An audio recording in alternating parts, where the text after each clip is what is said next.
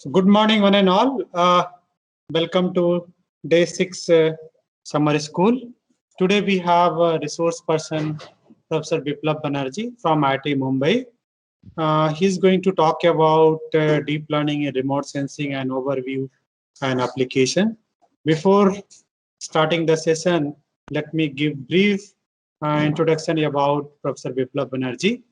Professor Biplab Banerjee is working as an assistant professor from June 2018 of Machine Learning and Visual Computing at the Center of Studies in Remote Resources Engineering and the Center of Machine Intelligence and Data Science at IIT Mumbai, India.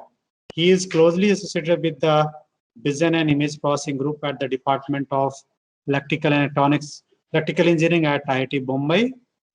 Besides, he works as an engineer advisor of Areal for AWL in Japan. Previously, he worked as an assistant professor at Department of Computer Science and Engineering, IIT Roorkee, from October 16 to May 2018. He holds visiting professor tenures at TU Munich, Germany, Ghent University, Belgium, KNU, South Korea, to some universities. He served 2 postdoctoral assignments at Institute Italy and Normandy University, France as well. He obtained his PhD degree in the area of machine learning from IIT Mumbai in 2015, from which he was awarded the Excellence in Thesis. Previously, he obtained his BTech and Master of Engineering degrees both in Computer Science and Engineering from West Bengal University of Technology in 2008 and Jadavpur University in 2002, respectively. At IIT Mumbai, he leads the Deep Learning in Remote Sensing and Computer Vision Research Group, which currently consists of around 8 PhD students, 10 master students, and around 10 undergraduate students. Broadly, the lab is interested in different aspects of deep learning techniques in image and video analysis. Some of the recent research topic includes zero-shot learning, meta-learning, multi-mask learning, domain adaptation, transfer learning, etc. Yeah, of the related to remote sensing data. And also he works on the deep reinforcement learning as well. So with this, I invite Professor Biplab Banerjee to start session. Over to you, sir. Yeah. Thank you, Dr. Shamlal. And it's a pleasure to be present in the summer school. And so what I'll do today, I'll be talking about deep learning and how different deep learning techniques are used in various applications in remote sensing. So a good point nowadays is that we have ample amount of remote sensing data available, and which was not the case before. So now, for example, if I talk about BigArtNet, then SEN12, then PatternNet, this kind of data sets. So these are really large scale, and that allowed different deep learning techniques to be deployed for this kind of applications. Okay, so just a sec.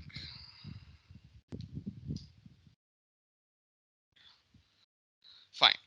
So the plan is first we'll, although you know all these things, but we will very quickly go through the very basics of remote sensing, and then we'll see like what are the models that are at play in from the deep learning perspective. Like we'll start from basic neural net to different deep learning architectures.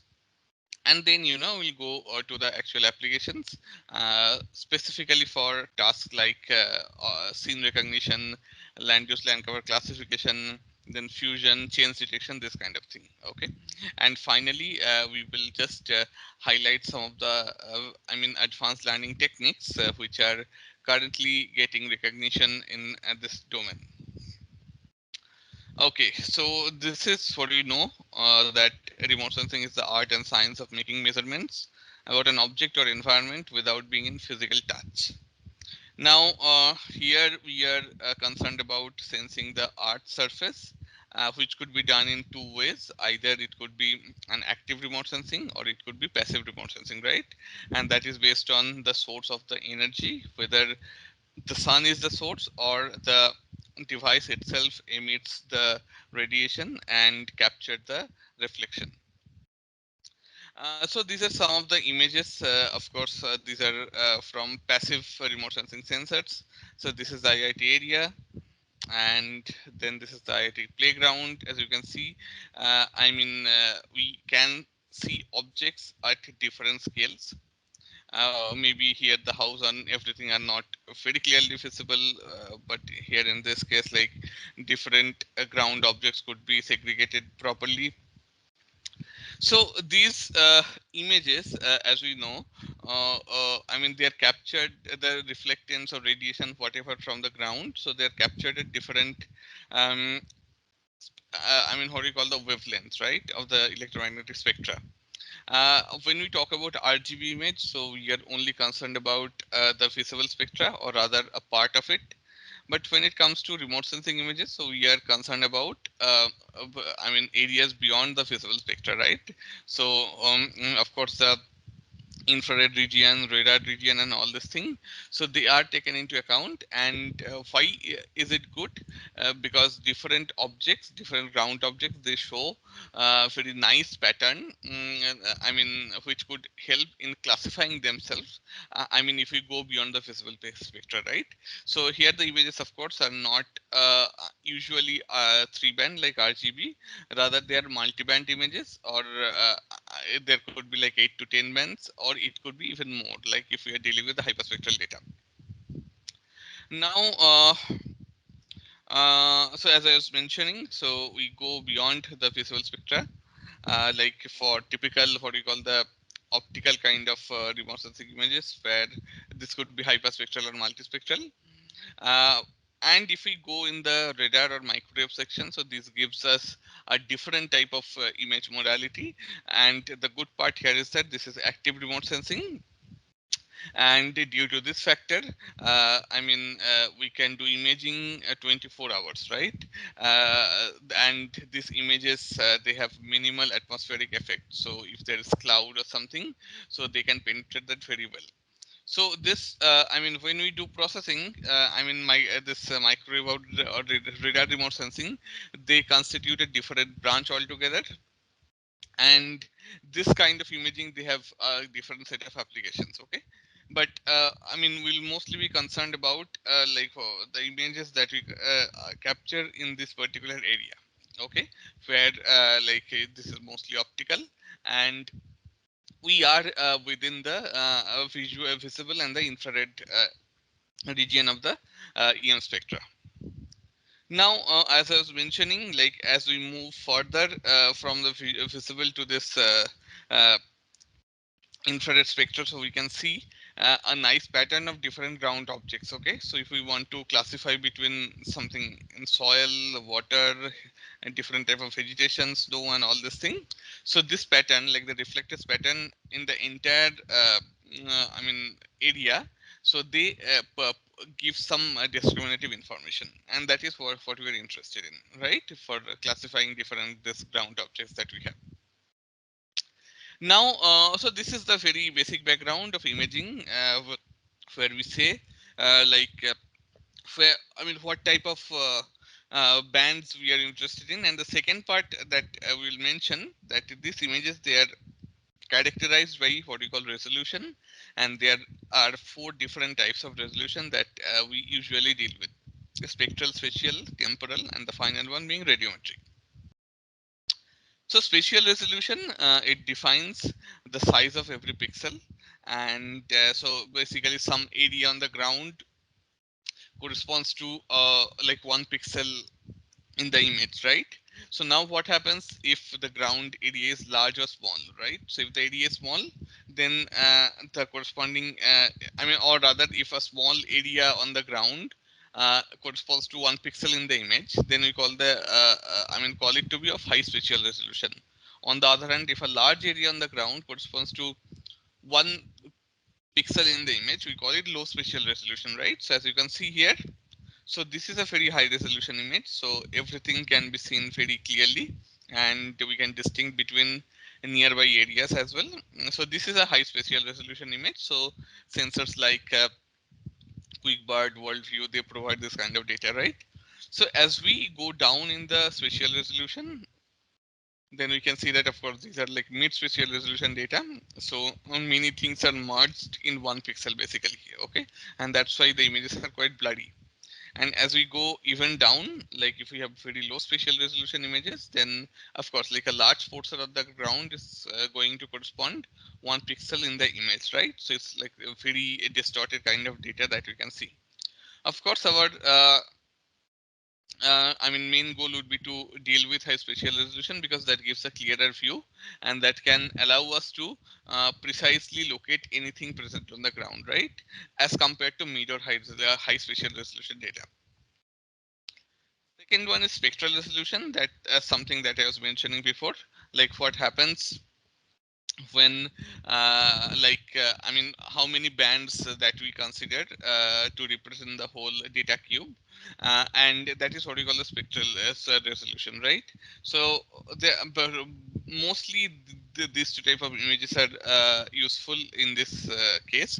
Like if the image is multispectral, then typically the image consists of 10-12 bands. On the other hand, if this is hyperspectral, so there could be like huge number of bands, okay? So even more than 100, 200, something like that.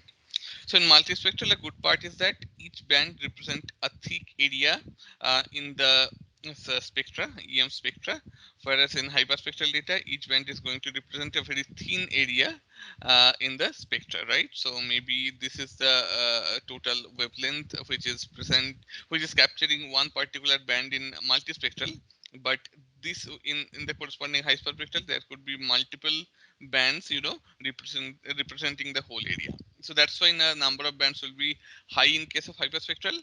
But the good part is that in hyperspectral we can do the fine grained analysis, right? So as we have multiple bands and we are dividing the whole area into several chunks, we can do what you call the fine grained analysis, right? And in several applications like mineral exploration, or this agriculture field inference, this kind of task, this fine grained information is very much important, okay? So that's why we need to see like for what kind of application we are dealing with, and accordingly as a data we could go for multispectral or hyperspectral version. But of course, like having so many bands, like having high this spectral resolution, we will have some difficulty in obtaining high spatial resolution, because having high spatial and high spectral both together is not an easy thing to do. So there will always be a certain trade-off, okay? Now the third one is of course what we call the radiometric resolution. So here of course the sensor is capturing the reflectance or the radiation from the ground. So this is continuous energy. So we need to see like when we discretize it, how many bits do we require for this discretization, okay? So if it is 8-bit, 6-bit, or 4-bit, whatever. So if it is 8-bit, so this is what we already know, because RGB images are also 8-bit. So there are 256 different color levels that we can represent. And if required, for example, you can even go for 16-bit, like in many hyperspectral data. So they're 16-bit quantized, right? So this is the difference, like as you can see from this picture. So if you have more bits to quantize, then again we can separate different ground objects based on color. But if we reduce the a radiometric resolution number of bits, then of course this is going towards black and white kind of image, right? So that's the problem. Like if it's 1-bit image, then of course this is a whole black and white image, okay? So so that's the difference, like how many different color levels we want to represent with using the quantization. So that is the main purpose of the radiometric resolution. And finally, of course, like we know, the satellite revolves around the Earth and it comes back to the same area after a certain time. And this time gap is what we call the temporal resolution. So it could be like very high temporal resolution if the satellite comes back to the same area like very quickly. and it could be low temporal resolution if it takes like at least 2 weeks or so to get back to the same area. Okay, so broadly these four parameters they define the properties of the satellite image. Mostly we are concerned about the spatial and the spectral resolution, because I mean using both of them together we can get like good information. The radiometric resolution typically is 8-bit. Usually it is not less than that. And finally, the temporal resolution is very important if we want to continuously monitor a given area, right? Or if we want to do tasks like change detection. Okay, so where we need to see the same area continuously after certain time gap, and then we can track the changes or any other thing that we want.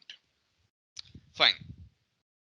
So this is like some of the images. Again, this is one IIT image of a quick bird satellite, and this is zero point 0.6 by 0.6 meter. So you can see like the departments, I mean the forest area, the roads, everything very clearly actually here. This is another image, but this is 1 meter by 1 meter resolution. Still, I mean, it's again from the IIT area, but still we can see individual, ground objects quite well. By the way, these are all FCC, the false color composite representation. Now, this is another area of the Powai Lake. So the surrounding area of IIT, but this is what we call a typical mid-level spatial resolution. Okay, and here is around 23 by 5 cross 23 by 5 square kilometer area. That each pixel is representing. Okay, so all the reflectance from this 23.25 cross 23.25 area on the ground is representing 1 pixel location in the image. So all the radiation accumulates into this 1 pixel location. So you can see like it's, unless the object is very big, it's very difficult to, separate them out. For example, you see this area or this area. So, hardly you can see the building, or we can differentiate between the buildings, right? So that's the problem here in this case. Fine. So we talked about optical. Of course, then we have the hyperspectral data, we have the radar data, which is the SAR data, and you can also get point cloud data using LiDAR, what you also call the digital surface model. Okay, so there are different representation or different modality of data that we can get here. Now, of course, like these images are easily downloadable, mostly for free. Like there are different, websites which give access to them. So if you want, you can do that. Of course, they are unlabeled, but the good part is now different research communities, they have come up with the labeled databases for remote sensing images, and those images are very easily accessible now. They're downloadable, so we can do really good amount of deep learning with them. So just to summarize, like how things go, we have this, some light source, there's atmosphere. So radiation has to pass through the atmosphere, then reflected or emitted from the ground, then received by the satellite, and then of course, the quantization, everything happens, and then in the lab we do some pre-processing to reduce the effect of atmosphere or any other artifact, and then we get the image that you see in Google Earth or any other engine, and then use the image for any different application. So that's the whole process. Okay, this is very simple, but this is a cycle how it goes. Now the question comes first, why of course we do machine learning for remote sensing data, because there are many problems or many ambiguities with this data, right? First of all, the differences in spatial resolution is something very prominent, right? So if we see the same area in different spatial scale, it may be difficult to do a consistent kind of recognition. Okay, and this happens because like as we change the spatial resolution of the same area, the same object may look differently, right? This could happen. So this changes in spatial resolution is a big factor where machine learning techniques have shown good promises. Then there are several, this pre-processing techniques, for example, code registration, then dehazing or deraining, this kind of stuff, or cloud removal. So they can be solved using some machine learning technique. For example, the task of cloud removal can be done very easily with Bayesian kind of methods, okay? Because the cloud can be considered to be an uncertainty at every pixel location. Okay, so if we want to remove the the cloud, so we need to do some sort of uncertainty analysis to find the cloudness of every pixel. Okay, the third one is that for hyperspectral data, the major problem comes that there are many bands, right? There are really huge number of bands, and in many cases, we do not have like proportionate amount of label training data. So the question is, how can we do this? Hyperspectral image analysis just by doing a proper trade-off between the number of dimensions and number of bands and the number of available pixels. Okay, so that's a problem. So this is again a problem of dimension reduction, or rather we can say supervised dimension reduction, where of course we need machine learning technique. Now, if we need to analyze different cities, or multi-temporal images and all, then the number of the classes that we need to handle grows kind of exponentially. Okay, but it's not always possible to get equivalent amount of level data. So there is the problem of data imbalance or class imbalance. So how can we deal with that? Then nowadays, of course, like we have really huge amount of data, so to process them properly is that is needed from data mining point of view. And the final thing is that so we have different types of image for a given area. Okay, we have hyperspectral, SAR, point cloud, all this data available. So the question is, these different data, so they give us complementary information. For example, while optical data can give me good resolution, the SAR data on the other hand, so they are like less affected by the atmosphere, so there is no cloud cover and all this thing.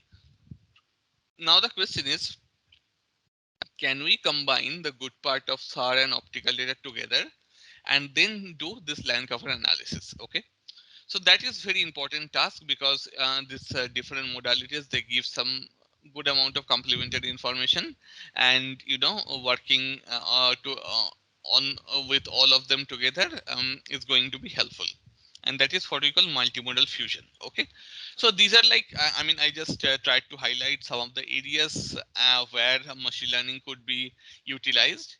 And as we have voluminous data these days, and for all these applications, it becomes easy, like if we move from the traditional ad hoc kind of techniques to more recent deep learning techniques. Okay, so that we can learn the features automatically. So that's the main motivation that we do machine learning or deep learning with the satellite data. Right.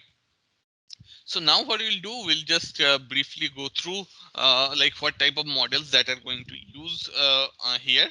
So this will be very brief kind of introduction, and most of the things you know already.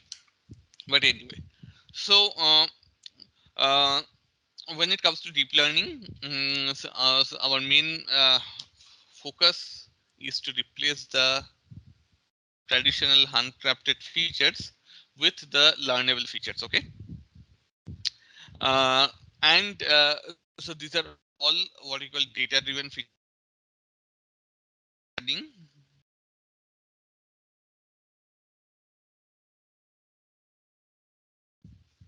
So the problem that we had before, like if we use a shift descriptor, so it has hardly anything to do with the underlying data, whether this is a remote sensing data or medical data. So it uses the same set of rules to find the key points, right? But here what happens in deep learning, so when we train the model with medical data or remote sensing data, so it tries to learn the best set of features for the underlying data. Okay, so that's the main thing.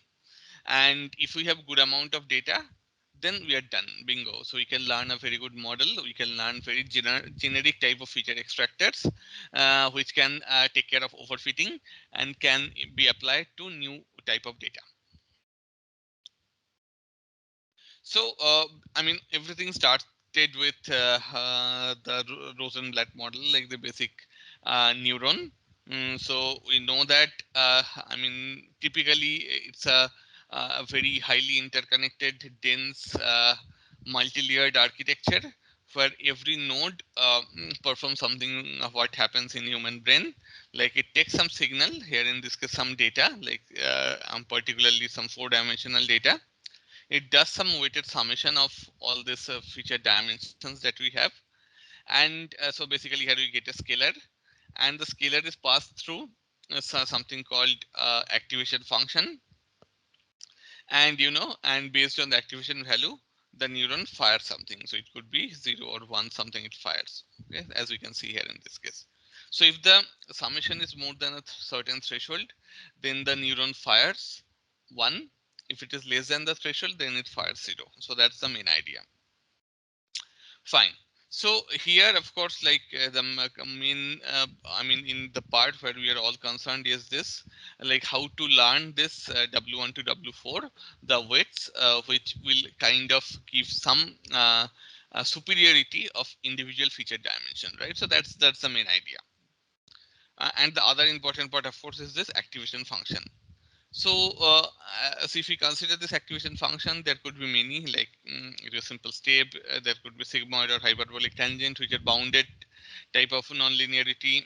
And there could be rectified linear unit, which is like piecewise linear.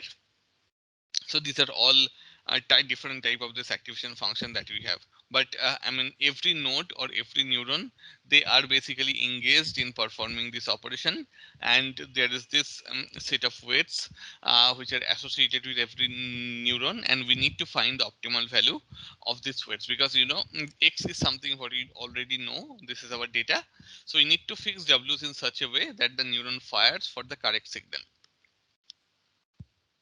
Okay, now of course, like if you see the bigger picture, it's a two-layer network. Like we feed this 4-dimensional data at the input, like then we have something called some hidden layer, like which is another new representation that we want to obtain from this x.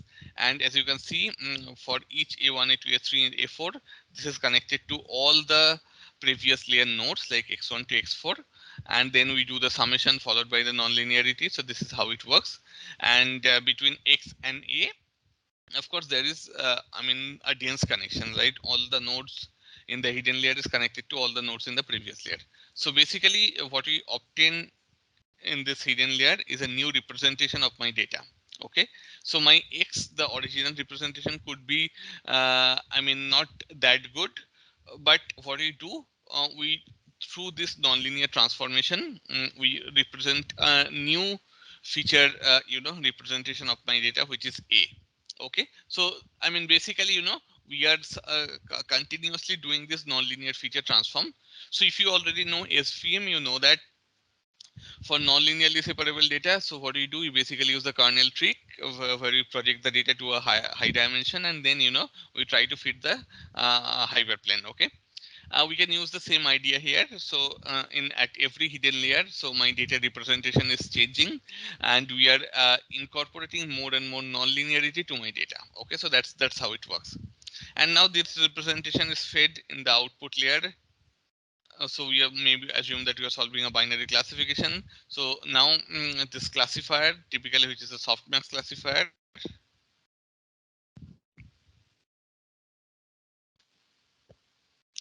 so this is fed, again, so we combine this representation A, so there are some weights here as well, sum up pass through nonlinearity, and that gives me the class membership probability, like what is the probability that my data belongs to each of the classes. So I compare against some known value, and we define the loss function, and and what we already, we back propagate the error, and accordingly we update every weight by changing based on the gradient of the loss function with respect to that particular weight, and the process goes on iteratively until there is no loss, or there is no change in the gradient value that we calculate. Okay, so that's how it works. Now, I mean, we can represent everything crisply in this way. So our data is like this. We have the ground truth. So this is what we call the one-hot encoding. So if there are three classes, I mean, I represent the label as a vector of size 3, where one means, I mean, the class has label of which is represented at particular index. Here in this case, maybe the label is 1.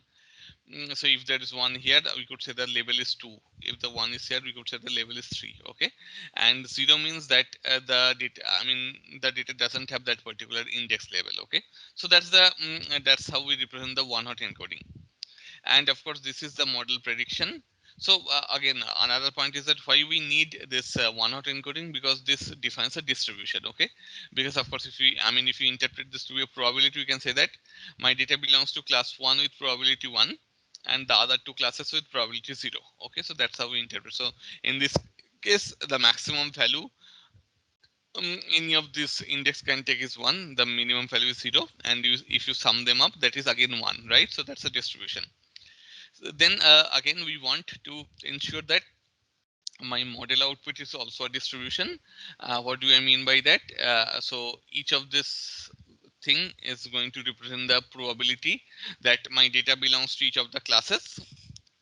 And of course, since this is probability, each of them will have value between 0 to 1 and they sum up to 1 as well. So they're normalized. Okay, so that is how we represent my data.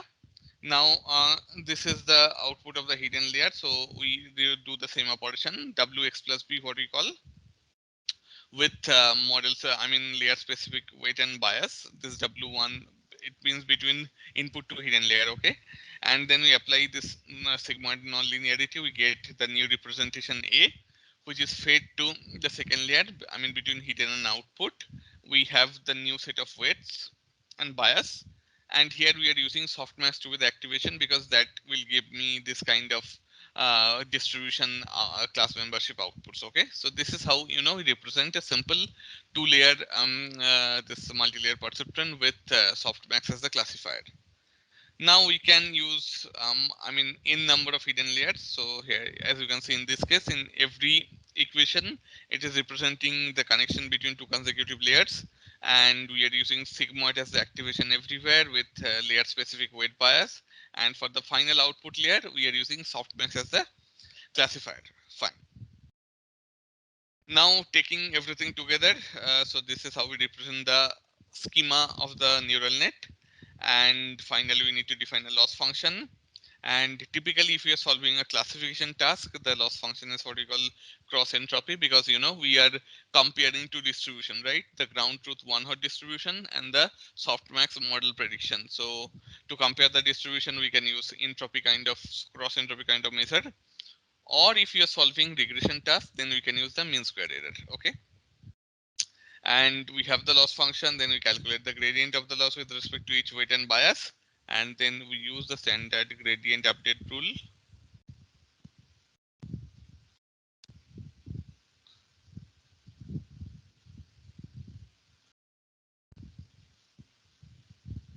So these are the two standard equation where this new is the learning rate. So you update the new value of W or B from the old value of W and B, and the scale version of the gradient with respect to that weight or bias. Okay, and we keep on doing that, and in the process we go towards getting the optimal value of W and B, and my loss, whatever loss is that, mean square or cross entropy, that is minimized and ideally reach the optima. Fine. So like that was the neural network that works with vector valued data, as we can say, because my inputs are always a vector. So now I consider a scenario where we have to deal with image.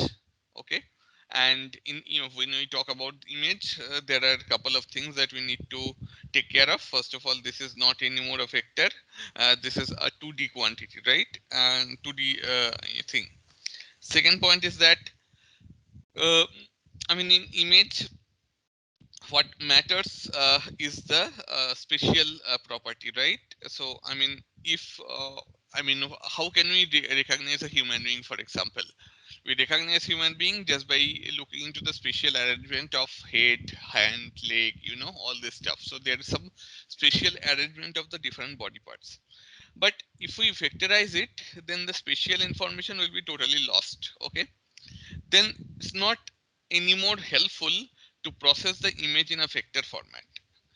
So that's why, like, I mean, if we plan to do or plan to process an image using a simple MLP, that's not a good thing. Second point is that assume that okay, still we don't have any option and we use this neural network to process the image, and assume that we have this 100 cross 100 image. So 100 cross 100 image means if you factorize it, so this is 10 to the power 8, 8 this many parameters we require, right? Sorry, how much is that? 10 to the power 4, sorry, there should be 4. And this is a huge number. I mean, of course, if we do not have very high-end machine, then it's not very easy to save those many number of parameters, right, that we have. So, I mean, this is not something which is very feasible kind of thing, okay? So the question is, instead of doing this wx plus b, this dot product, like which involves all the parameters corresponding to every feature location, can we do better? Okay, so can we do something which can reduce the number of parameters kind of tremendously, so that if we make a very kind of a deep network with many hidden layers, still the number of parameters will be under control. The next problem is that what we can do, okay, and of course, like we another thing that we need to ensure that we always try to reduce the number of parameters just by uh, doing some sort of data compression. Okay, and for this, for example, for this task we have the typical convolution operation, and for this task we have something called the typical pooling operation. So there are mainly two motivations. So the first one is like to preserve the spatial property of the image. We should go from the dot product that we do in a multi-layer perceptron, dot product between the entire vector, to a local operation which is convolution, okay, which can share parameters for all the possible image location, so that always my number of parameters are under control. The second point is so these are the two main motivations why we migrate from multi-layer perceptron to the convolution network when we deal with the this 2D matrix kind of data, okay, or tensor kind of data like image or video. And this is what happens basically, like of course this, okay, there has to be a non-linearity after that. So this is one convolution block, as we say. So we have the input image, we pass through a convolution convolution layer, which basically learns some convolution kernels, will come to it, and then we do a pooling and apply non-linearity. So that gives me some new set of feature feature extractions, or what we call the feature map. And and these blocks are repeated. So each blocks represent one hidden layer basically. Okay. And if we plan to have multiple hidden layers, so there will be multiple such blocks, and after many blocks we get a kind of since due to this pooling, so the size of the feature map will start reducing, and so once we have considerable small size feature map, then we can actually do a flattening and pass this to a classifier, and the classifier is typically again a multi-layer perceptron with softmax classifier, and we get the output. Okay, so this part, the convolution part, is basically acts as the feature extractor, and we have the standard MLP kind of classifier, and clubbing them together gives me the entire CNN as a classification model. Okay, so of course these things, I'm not going into in detail of individual layers, but like this is some comparison on the ImageNet dataset, like how they perform. So it all started with the typical AlexNet model in 2012, and after that many models came, VGG, ResNet, Inception, and many more. And this is the error rate of each of the model on the ImageNet data. And when we compare against the human error, so the human has an error of 5.1%, where the one of the this deep learning model, they had error of 3.5%. Okay, it means that of course it has surpassed the human ability for classification. That's a very good thing. So performance wise, these are like extremely good model, but the problem is like so we need to have many hidden layers, right? Many of this convolution block, so that can actually increase the number of parameters drastically. So there is always some trade-off analysis that we do between how many operations or the depth of the network and the performance that we obtain. So here we show the size or the number of operations it needs to do, again the accuracy, and it sees that typically VGG model which came from Oxford. So these are like really cumbersome model, like huge amount of parameters, whereas AlexNet and all they are very I mean not very huge model. They have a controllable number of parameters, but their performances are also very low. On the other hand, this ResNet Inception, so they have some good trade-off between accuracy and complexity. Okay, so that's why these are the like really popular models that we have now. Okay, so so most of the imaging, of course, we are going to do with convolution networks, because like they can handle the image data. So and the next one is, of course, like we'll see like many of the problems. So we can pose it as a sequence learning problem. For example, I mean, if you have hyperspectral data and we can consider each band to be an element of a sequence, okay?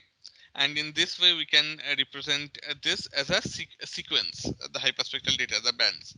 And to process the sequence, okay, or like if you're dealing with multi-temporal data, then I mean the whole temporal sequence may be considered to be composed of individual images that we have, right? So to process the sequence, we need a recurrent model. And for recurrent model, of course, we have the RNN, the standard RNN. Like this is the unrolled version, and this is so this is the rolled version, and this is the unrolled version, if you can see. So we pass the input at every time instant, we do a processing, and then we get some output. But the good part is that in the processing unit there is this temporal connection, due to which it can remember all the previous information, right? So when it sees the image at time t, so all the image information till time t-1 are already there in this previous block, and now this information is also passed along with the current input, and then taking them together, it updates the memory and produce some output if required. Okay, so that is how the recurrent this network works. And of course, like I'm not going directly into the equations, what do they mean, but typically there are three models, like the standard RNN, the recurrent neural network, but it has some problem of what we call the long-term dependency.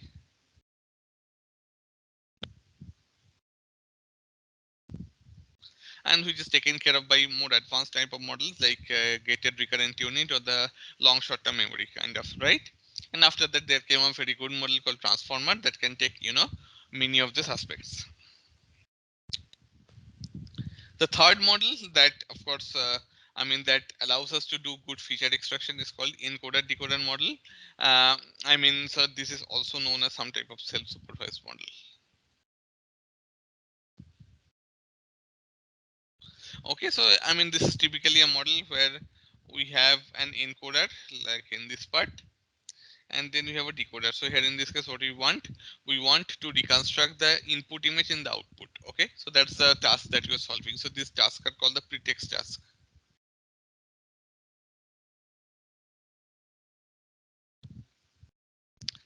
And of course, like if we solve this kind of task, then I mean, then this encoded hidden layer, so that is actually it does some sort of dimension reduction. It can do certain type of good feature learning, and since from this small representation we want to get back the original image, it can capture all the important information which are needed for reconstructing the data. Okay, so there are many advantages of this kind of model, and they do very good feature learning. So they are known as self-supervised because we do not record extra labels here. Here my data acts as the label, right? So that's why we call it self-supervision. Fine. So of course, like in a typical recognition process, there are two thing that I mean we're interested in while extracting features. So whether we need a sparse feature or dense feature, okay, or we can say that whether we need a feature which is under complete or over complete. So the idea is like if the hidden encoded layer dimension is less than the input data dimension, then we call it kind of under complete, and if it is more than the hidden input data dimension, we call it over complete. Okay, so of course, like if it is over complete, you can say that many of the values may be zero, so we can enforce sparsity in the process. On the other hand, if it is under complete, they are only sparsity, but it can learn very high level of abstract features. Okay, fine. So any question till now, till the model and the data. So now we'll go to the application part. So now let us go back to the the applications. For the applications, we we'll first start with the classification problem. So just a minute, just a minute. So there's a call coming. Okay. So now, like when you talk about the feature, then I mean the feature. I mean typically the features are hierarchical in nature. Okay. So it could be low-level feature, mid-level feature, or high-level feature. So low-level feature means the feature that you are extracting from the pixels. And typically, you know, these features are like age, line, or any statistic that we extract at the pixel level. Then comes the mid-level feature, and in the mid-level feature, basically, we are concerned about a region level feature. Okay, so how can we extract something meaningful out of a region? So basically, we take the image patch, and these are mostly dictionary learning, so or sparse coding kind of thing, so that we can, you know, learn good basis, and we can represent each pixel in terms of some weighted combination of the bases. And finally, there is a high-level feature, which are the like convolution feature maps that we have. And here, like you know, we try to learn feature for the entire image just by combining the low and mid level features. Okay, so that's you know the three different level of feature extraction that we do. And so for example, when we do scene classification, like we have the image and we want to classify what is the you know the semantic meaning of this image. Then I mean of course many paper talked about I mean low or mid or high level feature extraction part, but when it comes to deep learning, the good part is it can does all three type of feature learning within the same module. Okay, so in the initial convolution layers, so these are I mean low level features. In the in intermediate convolution layers, they are mid level features, and in the deeper convolution layers, so these are like the high level features that they extract. Okay, so that's why it's kind of a hierarchy of features they actually extract from the image. Fine. So now, so basically, so the first task that you're going to consider is the aerial scene classification. So our images are mostly, what as we considered, are RGB in nature. So there are certain data sets called UC Merced, PatternNet, NWPU, RESIS. So these are all like freely available labeled aerial scene classification data sets. Okay, and here the task is like we are given the image and we need to find what is the area. What does the area represent? For example, this is the airport. This is church, commercial area, you know, this kind of thing. And as you can see, it's not very easy, you know, from the overhead imagery to say, I mean, for all the cases, whether what classes, you know, they represent. Okay, so somehow we need to combine, you know, features from different levels together, you know, to correctly recognize this thing. So that's why, like, if we try to do it using standard Sift bag of word, you know, or hog descriptor kind of thing, so it won't be an easy thing, right? On the other hand, like in deep learning model where we have the hierarchy of features and every feature is influencing the next level of feature basically. So there, so those kind of models, of course, they are proven to be highly successful for this kind of recognition. So if we see some comparison study, like for deep learning, so we are showing for different data sets. So uh, so all the we consider three network basically: VGG, GoogleNet, and CafeNet. And uh, so all the networks are initially trained on like the ImageNet data, and then we fine tune or do transfer learning for each of these data sets. Okay, because the initialization is a big problem in deep learning because there are so many parameters. So if we do not initialize well, then finally it will have problem, right, in processing them. So now like for all these data sets, like we consider like two different this training test split, like 0.5 0.5 or 0.8 0.2. So as you can see, like each of the models, I mean they're quite good in giving the accuracy. So which means that like okay, the deep learning models are good, and you can do a comparative analysis whether VGG is good or GoogleNet is good for a given data and all this stuff. Now but in all the model, of course, like when we design that, we need to take care of something called or rather we need to reduce the number of parameters, because I mean you saw that if it is VGG, then of course like there are huge number of parameters. So the question is, can you reduce the number of parameters? So then some of the papers talked about this compression. There are two ways of reducing this convolution layer parameter. What we call one property that it takes care of is called the separability. Okay, so many of the kernels, so they are separable in nature. Separable means like typically these kernels are 2D, right? So this is an edge detection kernel,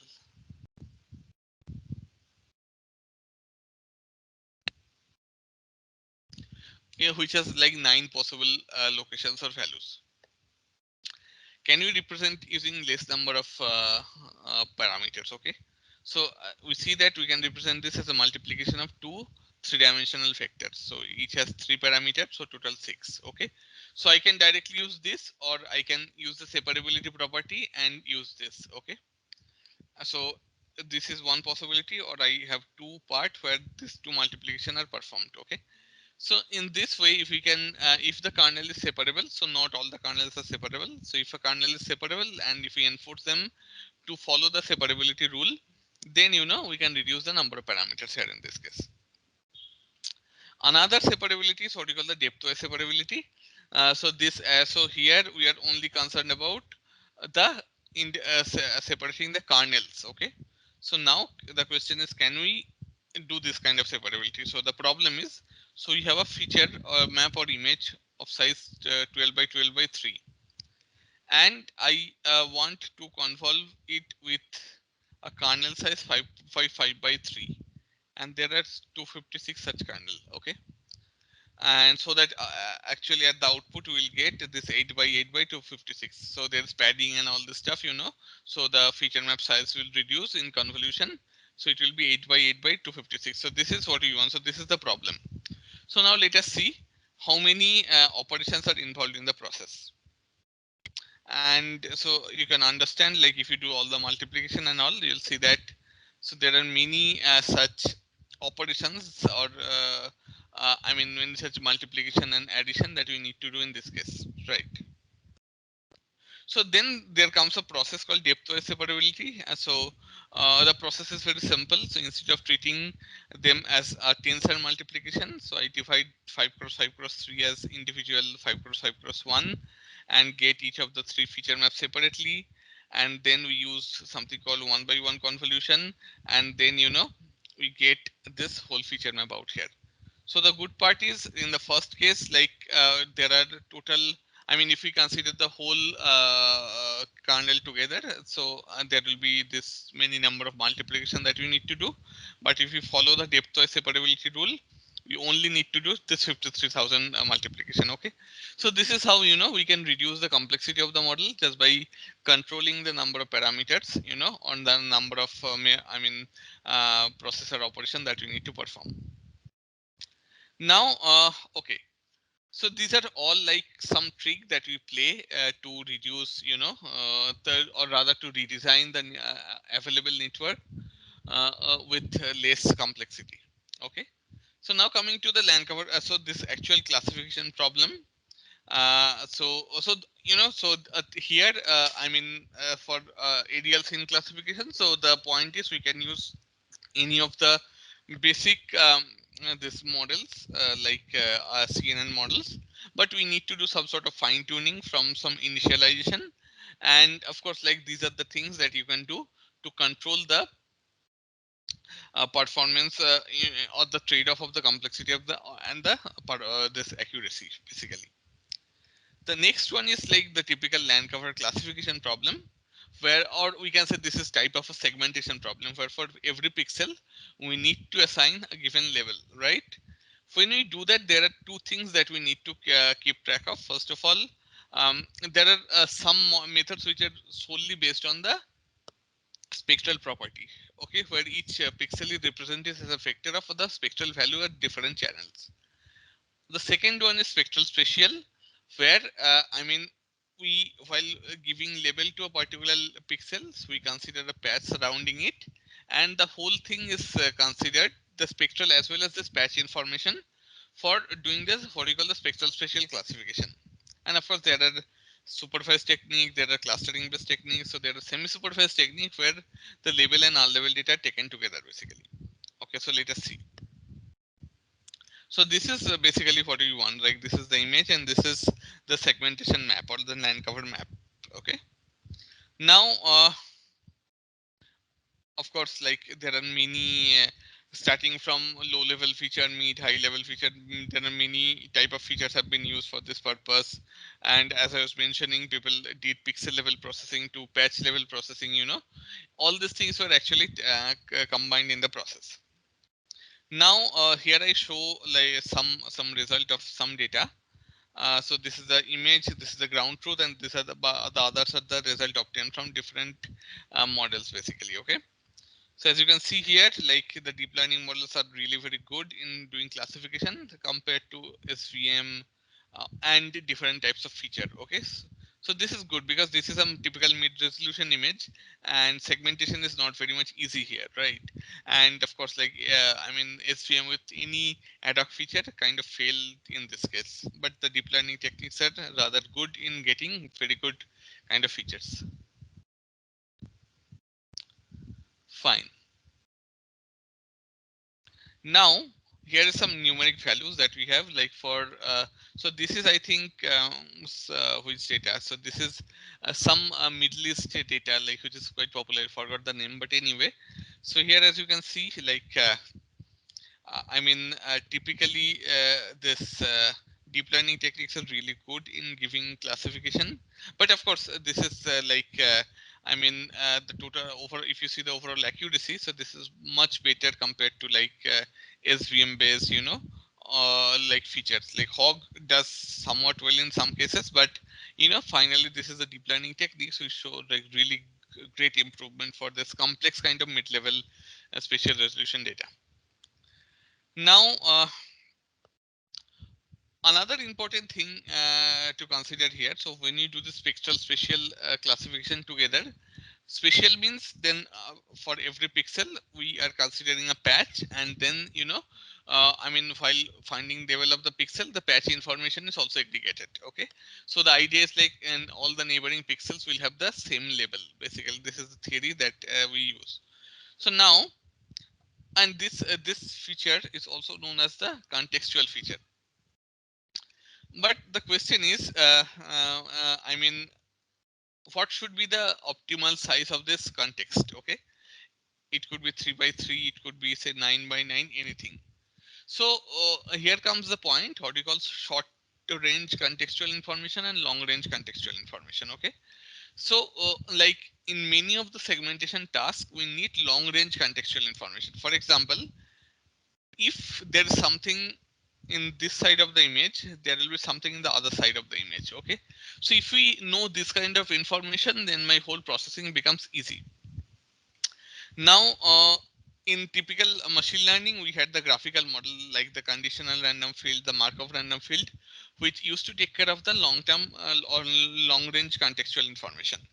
So in CNN kind of model, nowadays it is seen experimentally that as we are having multiple levels of this convolution and pooling, So this actually integrate the contextual long range contextual information within the feature extraction process, and that is actually very good. Okay, and that is why the models like UNet, Segnet, they are extremely good at doing segmentation task. And the sole reason being, so they actually can incorporate the long range and the short range contextual information together, just similar to the conditional random field kind of models. Okay, so let's see some of the architecture here. Typically, all the segmentation models are encoder decoder based. So we have the input image, we represent in some latent space, and then we try to get back the segmentation map in the decoder. So this is how it works. Okay. One such model is called Segnet, which is like extremely popular for remote sensing data. So I'm not going into the exact architecture, but I'm just kind of giving highlight to the model.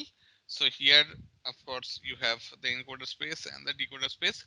So here as a loss function, we need to, so finally, of course, you have a per pixel softmax classifier, because of course it's a there could be multiple levels for the entire image, and for each pixel, of course, we need to have a separate cross entropy kind of loss, right? So that's Segnet. And in remote sensing, this is pretty good actually. So here, for example, if you see the cards, like the Segnet is like extremely good in finding the cards or segmenting the cards, which is like really good. Of course, some areas are missed, like you see this area, so there is some problem here. Like if you see this area, you have some problem here, but anyway, the small objects are very well detected. The next improved model is what we call UNet. So this is actually Segnet, but with skip connection. So as you can see here, the respective encoder and decoder blocks are connected through skip. That actually helps propagating the low level information higher while doing segmentation. So in Segnet, since this is a very sequential model, so this information has less effect while doing the segmentation here, right? But in UNet, so due to the skip connection, we are always propagating the low mid-level information towards the higher layers of the CNN model, so that the feature combination and all this thing can be done properly, and feature aggregation from different scales, different contexts can be done properly to do the to get the circular segmentation map. There's another network which is called fully convolution net, but this is not very popular. So what it does basically, it only does encoding, and so here there are 21 classes basically. It projects it into a vector of 21, and from there it does some sort of uh, uh, extrapolation and try to obtain the whole segmentation map. Another very important segmentation problem which is in play is what we call the uh,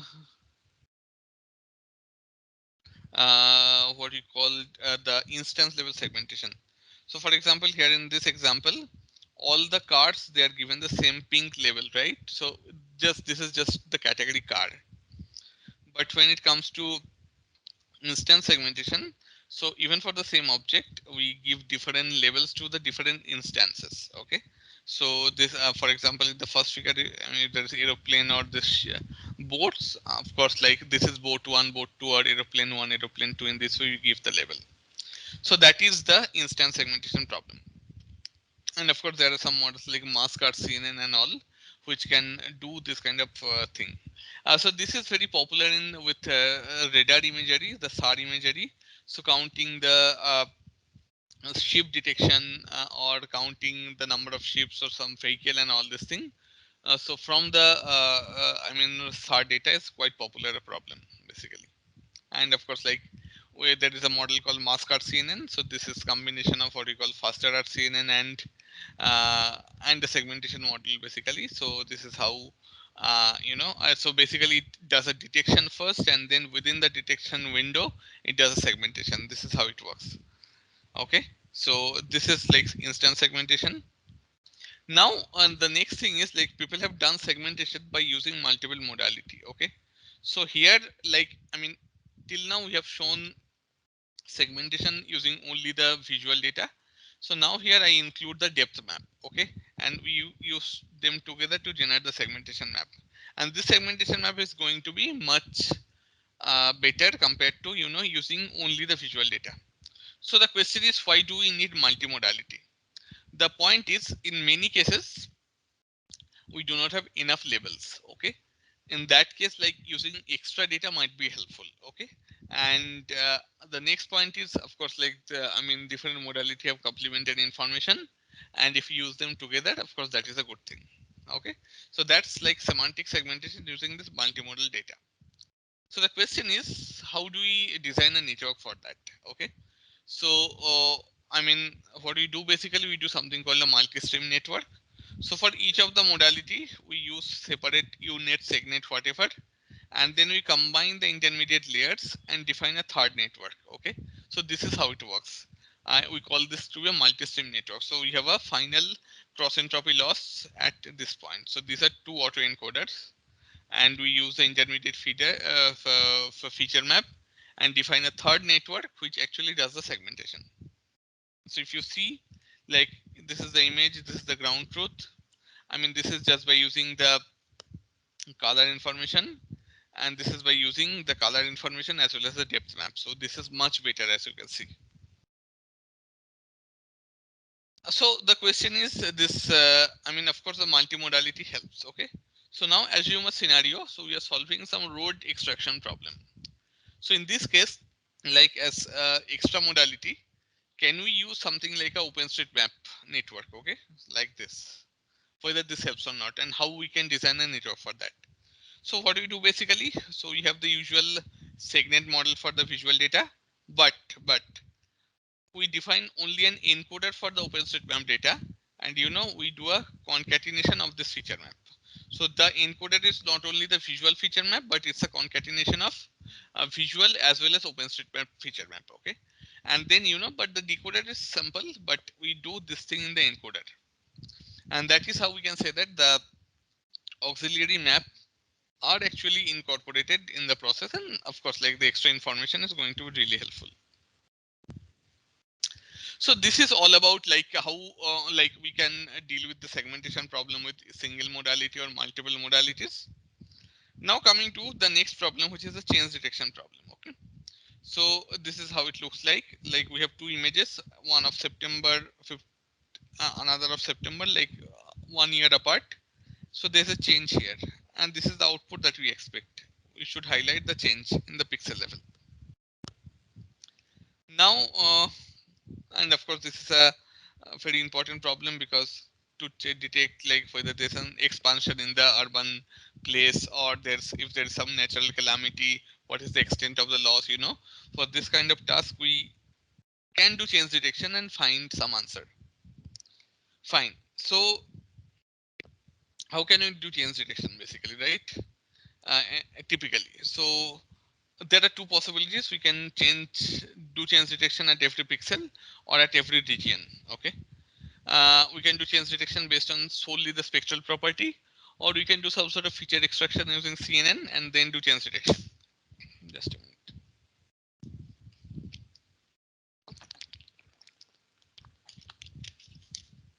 And the third point is, we can have a change detection system, or we can do segmentation for each of the images, and then we analyze the segments, and accordingly we do change detection. Okay. And of course, this is a very difficult problem, because at different image acquisition time, the condition of the cloud could be different. Okay, so in one image there could be cloud, whereas in the other image there is no cloud. And nowadays a new paradigm has come up, multi-source change detection. So for the same area, if I have one image which is optical, another image which is SAR, then can we do change detection? Okay, so these are the different possibilities. Now let us see how the standard networks or rather the standard segmentation networks, they are used for change detection. This is a CNN. This is a unit. This work for single modality. Now let's have two images, and let's define a change detection module. So here you have one unit, but here what you do, basically, from the second image you have the encoder only. They share the same decoder, because there will be a single change map. But, like, we include the encoded features of the second image into the decoder of the first image. Okay, and then here we again pose it as a binary classification problem because it will be finally change and no change. So for each pixel we solve this problem. Okay, so this is how we combine the feature of the two images and then define the decoder, like a unique decoder, and for pose it as a binary classification problem. So the next one is like, of course, there are many ways how we can, use this information. So here, instead of directly using the feature map, we can use something called a difference image. Okay. So for each feature map, so here what we do, the feature that we get from image one, the feature that we get from image two at different convolution layer output, we just find the pixel wise difference, and this is called DI, the difference image. And the decoder only processes the difference image. Okay, and in this way, like just by processing the difference image, so in the difference, if the difference value is large, it means that there's a change. If the difference value is small, it means there is no change basically. Of course, like we can do segmentation and change detection together. As you can see in this network, like you have to separate encoder decoder for segmentation and an extra encoder decoder which does the change detection. Okay, so we can solve multiple tasks together in the process as well. Change detection, because change detection and segmentation, they have like many things in common. Of course, this is multi-view change detection. Like if we have two different views, how to deal with that. This is again a nice thing. And of course, like coming to this RNN models with in remote sensing, of course, like we just for example analyzing the sequence, multi-temporal sequence, like we can solve problem like multi-temporal or online classification, line cover classification, or predicting the missing modality, all this kind of thing we can do here. And just simply applying the RNN LSTM models, this is possible, and it has been used actually. Now let us see the hyperspectral data, because here the point is there are many bands and how to deal with the model complexity as well as the accuracy together.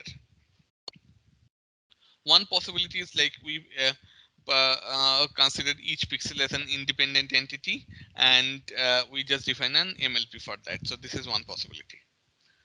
Now people have used like combination of 2D and 1D network together, like MLP and convolution net together for this purpose. Okay, so this is like initially they do some PCA to reduce the dimension, and then in the reduced dimension space I consider a combination of multiple convolution size, and then define the whole network out of it. Then it's possible to use 3D CNN, because like if you consider the channels as the temporal quantity, so this can be handled by the 3D convolution network. Okay, so we can directly apply a 3D CNN for that purpose. Or we can use a 3D and 2D convolution together, because 2D CNN is good for capturing the spatial data, whereas 3D CNN is good for capturing this mostly the interrelation among the different channels. Okay, so now if you combine the 3D and 2D CNN together, then of course like we can do good hyperspectral classification. So this is a very good model, and this is like extremely popular actually, this one. These are some results with CNN. Like you can see, like this is really like high precision result that we have. Now coming to hyperspectral data, like sorry, for SAR data. So these are, of course, as you know, these are cloud-free data, high resolution, and all this thing. So now for processing this image, so there are certain problems people use. One very major problem that happens here is the speckle removal problem. So there's this speckle noise, and how to deal with that. So people have used something called a denoising autoencoder for this purpose. So where like given many images or image patches, for the input is a noisy version and output is the denoised version, and we learn an input autoencoder type of model for this purpose. Okay, so this is also used for noise removal. Another problem here is like here the pixels are not a real valued. Okay, so these are complex valued. So the question is, can we define a complex valued CNN for handling the SAR data? Okay, of course this is possible, and like one possibility is you have two network for the real part and the imaginary part, and then do a clubbing. Okay, so in this way, like of course this complex kind of CNN models are used for dealing with the SAR data. Okay, So mostly, these are the applications that I had to show for remote sensing data, like just to give you some intuition or some direction, what kind of problems that we can have, or rather what type of models which are at use, right, for dealing with them. Now, so I mean, maybe in the next 5-10 minutes, I'll briefly and quickly talk about some advanced learning techniques. So there's something called zero shot and few shot learning. Okay, so what happens? Like, of course, like as you, so let's play a game basically. So assume that I'm shown these images and I'm told that okay, so these are lion, zebra, tiger, and all this thing. Okay, and then I tell that so there exists certain animals which has some similarity with them, and these are the animals, and identify this. Can we do that? Of course, no, because these are rare animals, right? So we do not have enough label data for them. Now I give this extra information, what you call the side information or class prototype. What I say that, okay, so I showed the tiger, cat, zebra, and all this thing, and I say that there exist some more animals like hart, beast, elephant, shrew, and Tasmanian tiger, and they have these properties. Okay, so this information I give, and then I show this images and ask somebody to recognize. So now combining this information, like the side information and the visual data that I showed, it will be easy to recognize this images, right? So basically for these categories there are no available labeled visual data. What we had visual data for some other category, but some description of this category together. Okay, so using this information I'm able to recognize them. So this is called zero shot learning, and here I mean, because like for the new categories we have basically zero level training data. Okay, so now this side information is very important, so they are now called the class attribute, and so this is basically unique for every class. Okay, and so this information plays a very important role, for transferring the knowledge for what you call the seen classes to the unseen classes. Fine. Another thing is what you call few shot learning. So here, like we have some label training data, like extremely small, maybe 1 or 5 or 3 for the new classes. Okay, so here our basic motto is to go from some known classes to some new classes or unknown classes. Okay, so here I mean, for few shot learning, of course, like this is how it works. Like we have very few label training data, maybe one training data, then we call it one shot for the new classes, and we solve it using the idea of meta learning.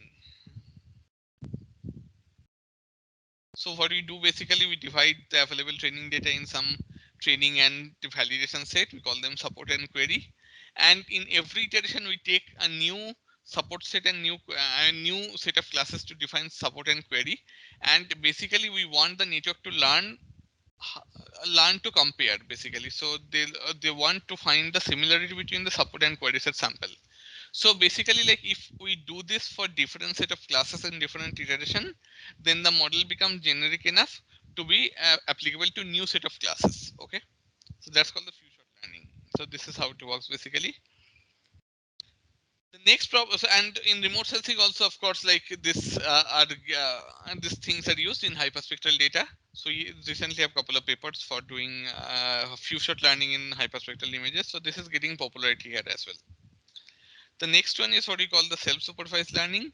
So many a times, if we do not have the labels, then we can define some extra task. Okay, that is supposed to give us some discriminative feature space. Okay, so this is what we call self-supervised learning. Okay, and what we do here we consider the unlabeled data together and define a network for a newly defined task. Okay, and what are the self-supervised tasks that we have, like jigsaw puzzle, rotation prediction, and there are some tasks which are there. So we have a classification loss and a self-supervised loss which work together on the network.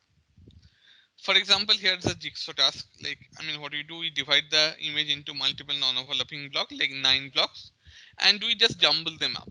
And the task of the network is to find the proper order of this boxes. Okay, this is called jigsaw puzzle.